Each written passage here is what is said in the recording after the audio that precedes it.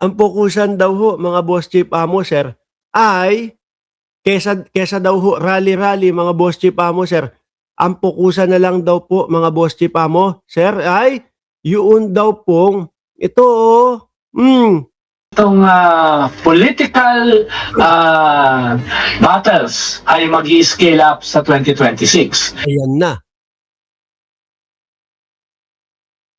Bago ko umpisahan, mga bossing, ako ho hanggang ngayon naniniwala na si Bus Batu de la Rusa, no?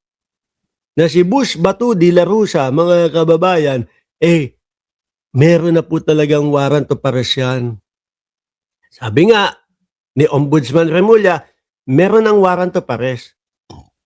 Hindi pa lang napipirmahan ng penal. No? O hindi pa lang natatatakan ng penal. Pero meron. Kaya nga po, di ba, tingnan nyo ang reaction nung ni Batu de la Rusa, mga kababayan. Yung kampo niya, hindi na nagpapakita. Eto, lugi mamamayang Pilipino.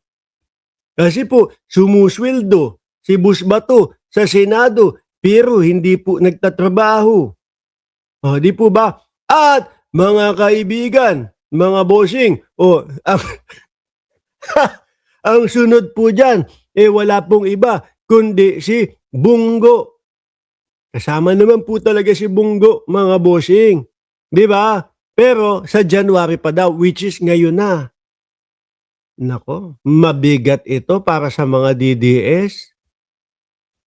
January, Bongo. Tapos kakahuli lang kanina kay Pokis. Mamaya pag-usapan natin yan. Kakahuli lang. Tapos, ayun yan, nakalabas na din. Pag-usapan natin si Pokis. Mamaya. Halimbawa ay may isasampa uling impeachment case laban kay Vice President Sara Duterte. Meron po talaga, February yan. Uh, Sa unang araw po na mapapawalang bisa na po yung 1-year ban nung unang impeachment, panigurado, nandiyan na po agad yung mga magsasampa ng impeachment case kay Vice Presidente agad-agad. Tapos meron ding mga kaso na nakafile sa ombudsman. Plunder cases, etc. Hindi lang kay Vice President Sara, kung hindi pati sa kanyang mga kaalyado katulad ni Bongo. Ayan na! Uy!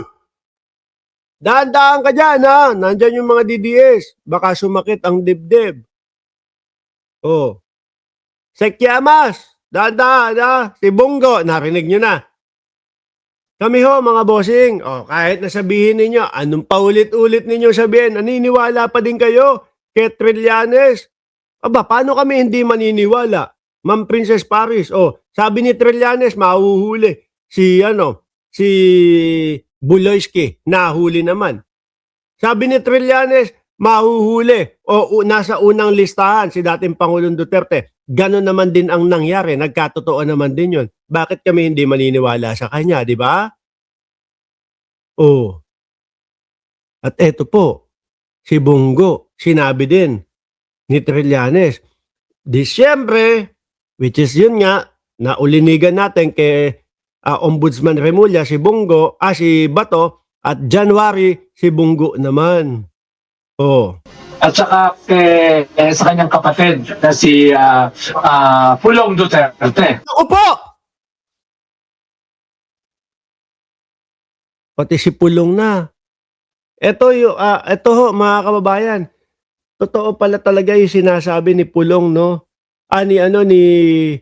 Ni dating Senador Antonio Trillanes na walang iyakan, Pulong, ha, kapag lumabas na din ang ICC warrant sa'yo, ha, walang iyakan, ganon. Hindi ho kaya yung 17 biyahe sana ni Pulong Duterte, mga bossing, paghahanap ho kaya ng asylum iyon? Baka makatsamba, no? 17 bansa, applyan ko ng asylum. Baka makatsamba Di ba? At least, ligtas dyan sa ICC. Dapat, kailangan ang mag-approve sa iyo, Pulong, kung sakaling ganun yung lakad mo dyan sa 17 bansa. China. No? Kasi China, hindi ka makukuha ng ICC. Di ba? Tuloy, pati si Pulong. Dagdag pa dyan ay hinahunting na ng ICC si Senator Bato at posible na mag-issue rin ng international warrant ang ICC kay Bongo. Aray ko po. Panibagong naratibo, kinidnap. May bago na naman po tayong maririnig na ganyan. Kinidnap na po si Bus Batu. Kinidnap na po si Bongo. Kinidnap dati ang dating Pangulo. O, maririnig na naman ho natin yung mga naratibo na ganyan, mga bossing, ha? O, kaya, medyo wag na kayong magtataka. Okay? Na maririnig ulit natin yung mga yan, mga kababayan. So, may ganong klaseng offensive laban sa mga Duterte itong taong ito. Buo yan. Isa-isahin natin. Subukan lang ho natin, mga kababayan, kung kaya nating isa-isahin. Pero tingin ko hanggang March, yun lang yung kaya ko na posibleng maibigay sa inyong tip, no?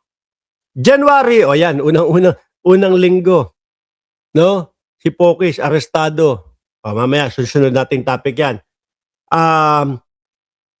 Bongo, Bato de la Rosa, posibleng makuha ng ICC ng January. Iyakan, DDS. O, yan, di ba? Pagkatapos naman ho nun, mga kababayan, Marso at Pebrero, posible, maaari na yung impeachment naman ni Vice Presidente Inday Sara Duterte. Iyakan na naman mga DDS niyan. Ay, naku, ganyan. Tapos, i-connect naman nila yung sinasabi ng Vice Presidente na kasi tatakbo ng 2028, alam nila na mananalo yung Vice Presidente, kaya nila, ayan, paulit-ulit yung impeachment. Ayan, yung February na magiging magiging naratibo nila o iyakan nila. Marso naman, mga bossing, tingin ko, yung mga nakasuhan, no, yung mga nakasuhan doon sa mga flood control, yung mga senador ng mga DDS. Tingin ko baka eto na yung hulihan portion, Marso. Di ba?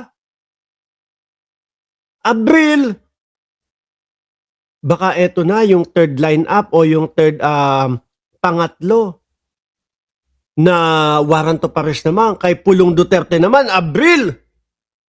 Mayo, baka ayoko sabihin, magagalit mga DDS. No, hindi naman ho tayo kagaya ng mga DDS na patay na si Ombudsman Remulla. Wag na nating sama yon, no? Baka hindi, totoo lang ho, may posibilidad, no? Syempre, katandaan na din ng tao. Pero wag na nating ituloy doon. Hanggang doon na lang muna ho. Ngayon, pumunta tayo. Ito pala kanina ang eksena, mga bossing, doon sa pagkaka-aresto kay Pokis. No? Yung nakasuhan, no, mga kababayan, ng inciting to sedition. Ito pala mga eksena doon. Tingnan nyo ho, mga boss. Criminal case against us is karapatan naman. Mamaya na yan. Ito muna. Hindi ito optional!